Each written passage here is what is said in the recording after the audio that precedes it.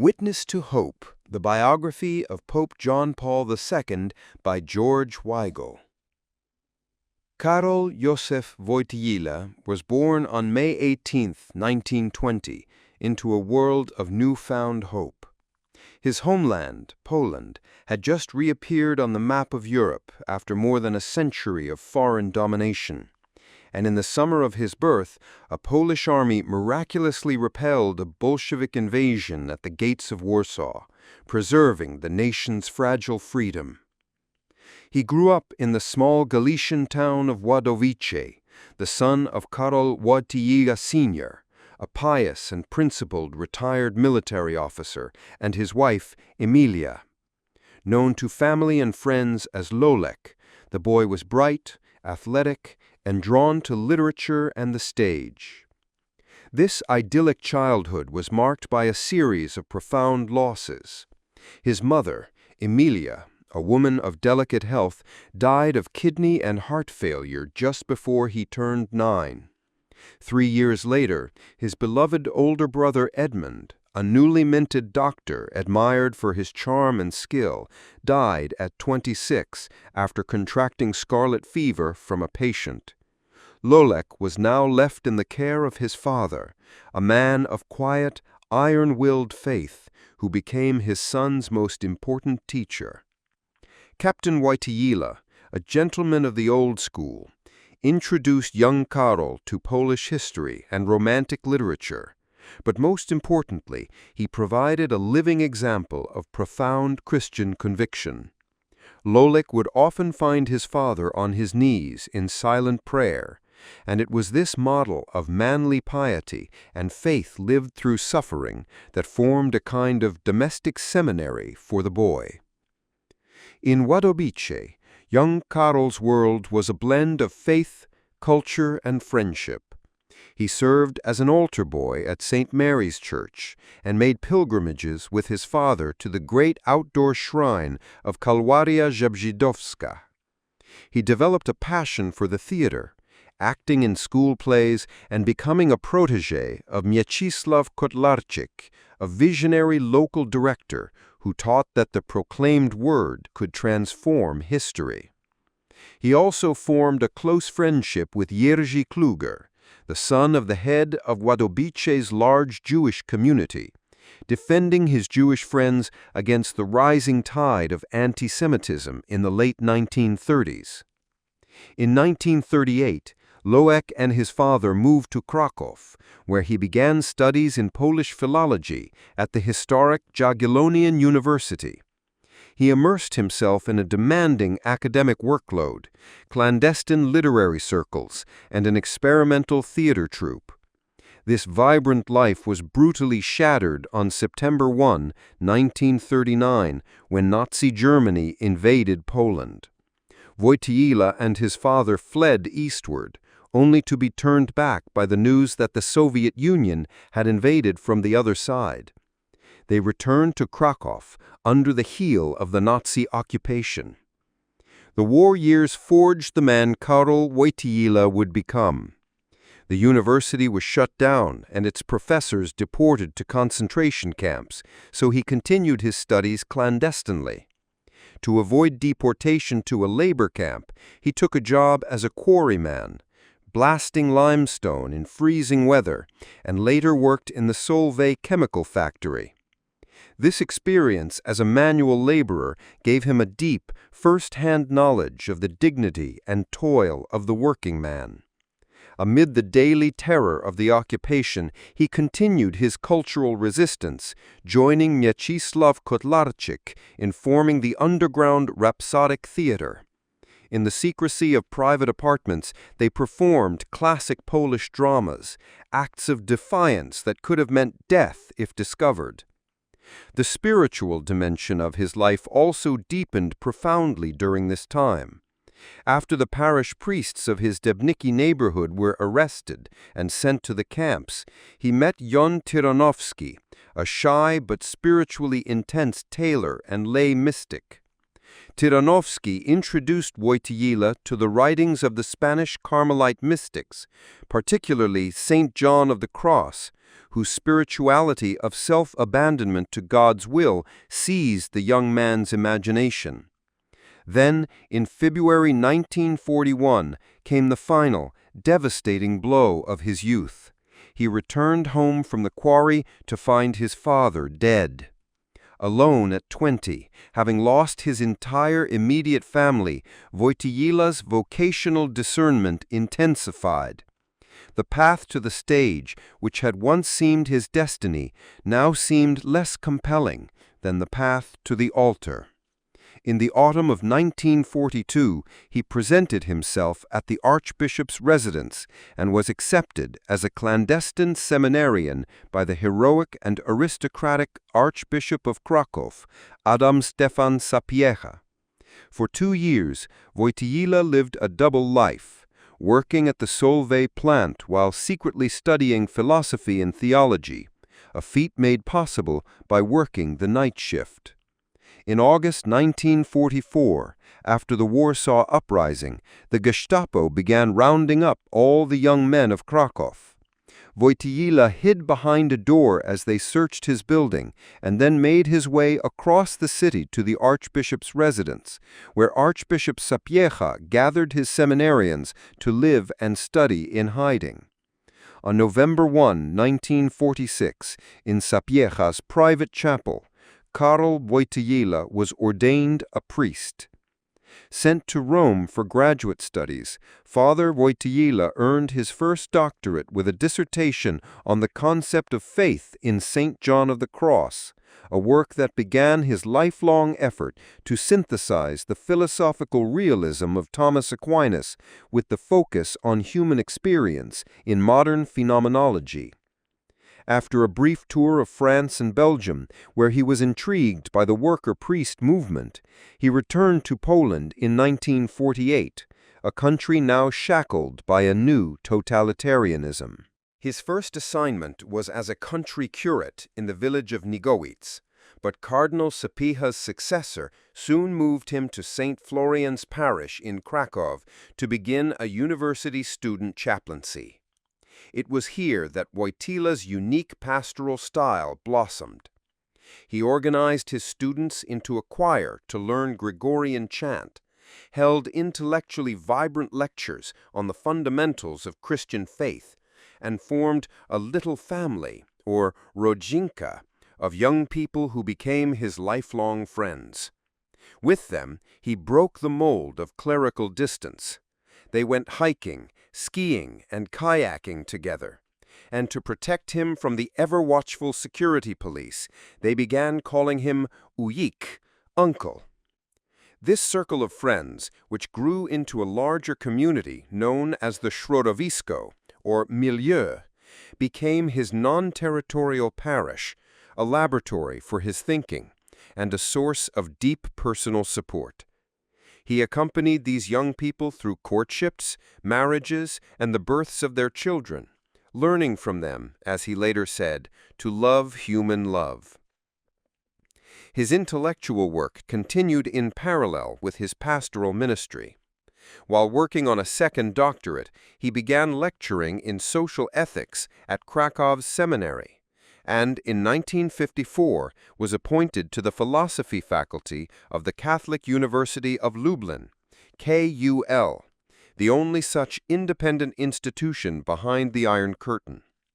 Commuting by overnight train, he and a team of bold colleagues worked to build a Christian humanism that could challenge the desiccated ideology of Marxism-Leninism on its own terms, the question of true human liberation. His lectures were packed, and his first book, Love and Responsibility, a profound meditation on the ethics of sexuality, raised eyebrows for its frank celebration of marital love as an icon of the inner life of God.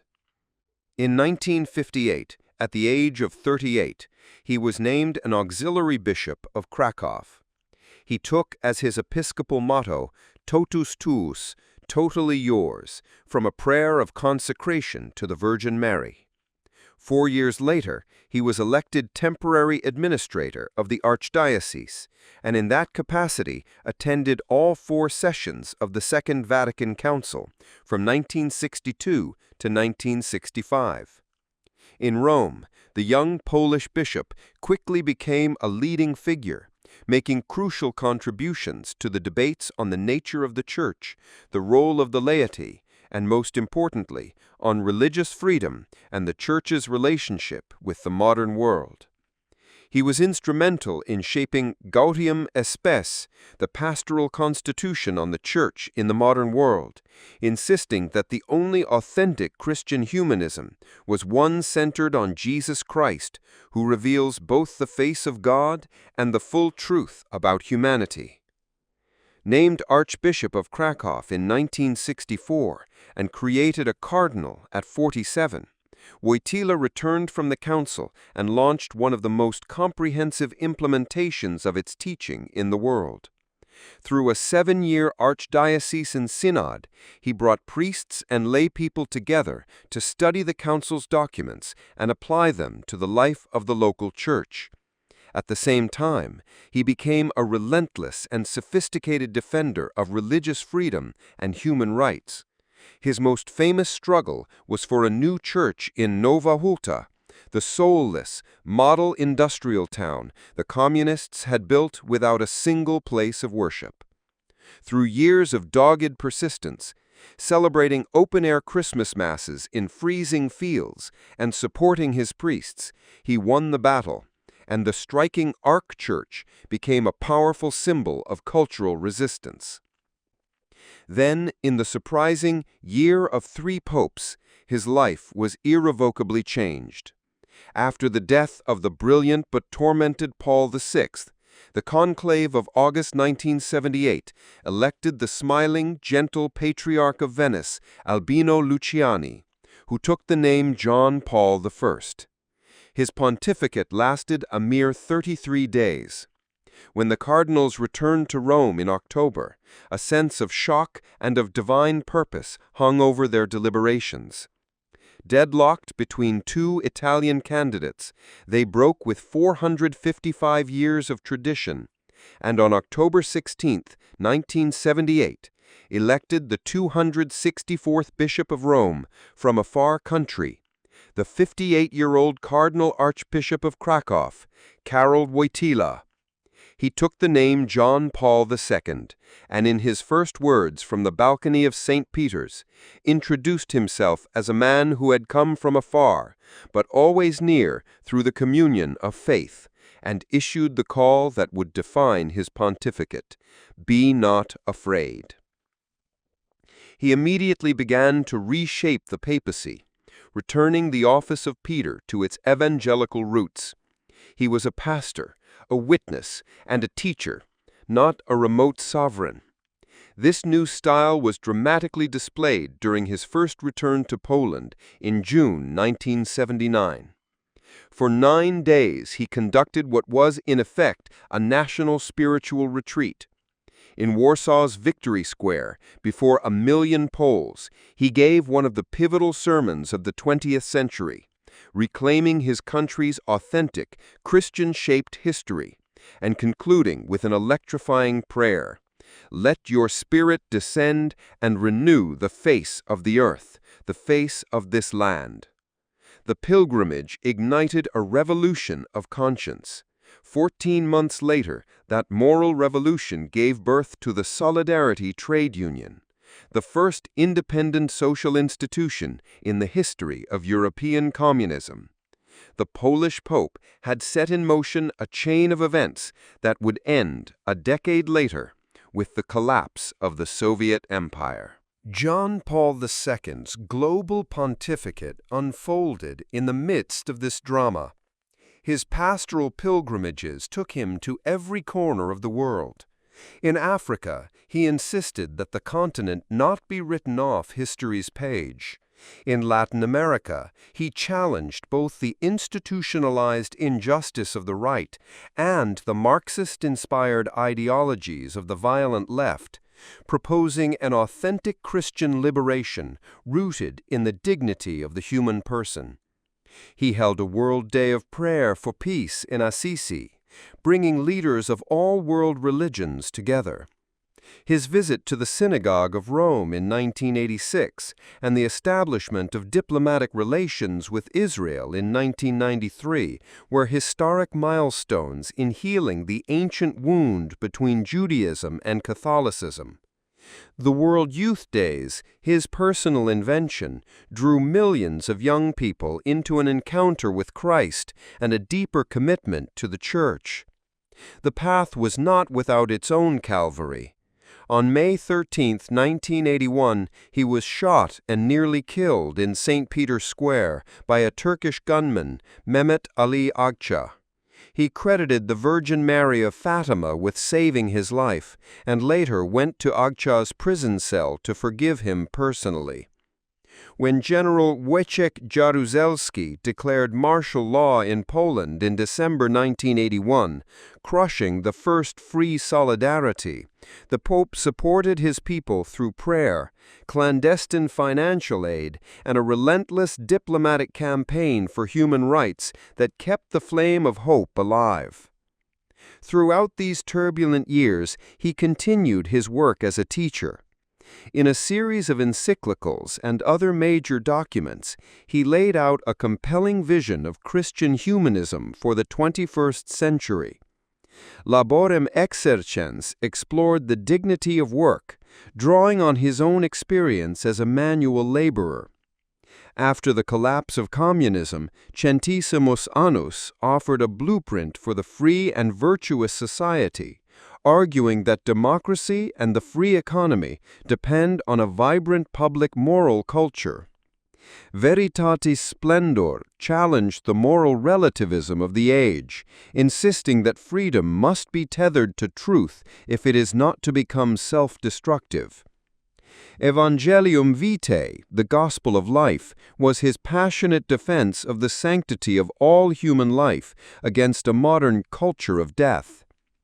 In Ut Unum Sint, he made a bold and unprecedented appeal to other Christians to help him redesign the papacy as an office of unity for the entire Church. And with Fides et Ratio, he challenged a skeptical world to recover its confidence in the human capacity to know the truth. This vast body of teaching was synthesized in the Catechism of the Catholic Church, the first such universal compendium of Catholic belief in 4 centuries. As the years advanced, his physical body, once so robust, was beset by the lingering effects of the assassination attempt and the onset of a form of Parkinson's disease, yet his spirit remained undimmed. On the threshold of the 3rd millennium, the man who as a youth saw the world's madness in the Nazi and communist tyrannies remained, as he had described himself at the United Nations, a witness to hope. His life had been a pilgrimage, shaped by the conviction that in the designs of Providence there are no mere coincidences. Having seen so much darkness, the 80-year-old Pope, rising before dawn, still liked to watch the sun rise, confident in the future.